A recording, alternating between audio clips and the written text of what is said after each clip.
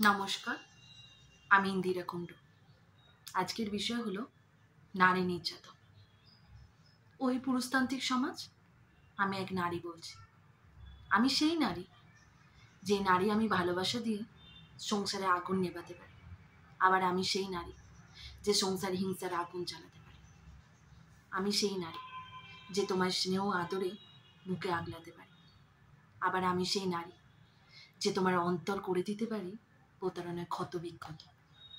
হ্যাঁ, আমি সেই নারী, যে নারী হাত তোমার যত্ন করতে পারে, আবার প্রয়োজনে সেই হাতই তোমার অত্যাচারকে রুখে দিতে পারে। হ্যাঁ, আমি সেই নারী, যার সুকণ্ঠী মৃদু স্বরের জন্য নির্বাচিত হয়েছিল গৃহবধূ রূপে।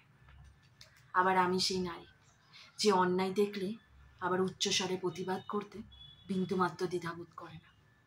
হ্যাঁ, আমি সেই নারী, যাকে গৃহলক্ষ্মী রূপে গণ্য করা হয়। আবার আমি সেই নারী, যার উপর অবিচার করলে লক্ষ্মী থেকে রণচণ্ডালের এই রূপ ধারণ করতে পারে। হ্যাঁ, আমি সেই নারী, যে কখনো দুর্গা তো কখনো কালী। হ্যাঁ, আমি সেই নারী, যে অন্যায় দেখলে যে হাতে খুন্তি ধরতে পারি, আবার সেই হাতে খাড়াও ধরতে পারি। হ্যাঁ, আমি সেই নারী, যার স্থান ছিল ঘোমটার আড়ালে। আবার আমি সেই নারী, যে তুচ্ছ তাচ্ছিল্যের শিকার হয়ে কেরিয়ার হিসাবে হাতে বন্দুক তুলে নেওয়ারও ক্ষমতা রাখি।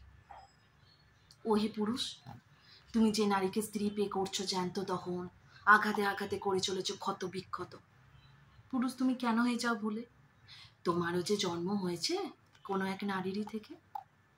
পুরুষ, তুমি যেও না হে ভুলে, নারীর মধ্যে লক্ষ্মী অলক্ষ্মী দুটোই রূপ থাকে। পুরুষ যদি হয় দেহ, তবে তার প্রাণ হলো নারী।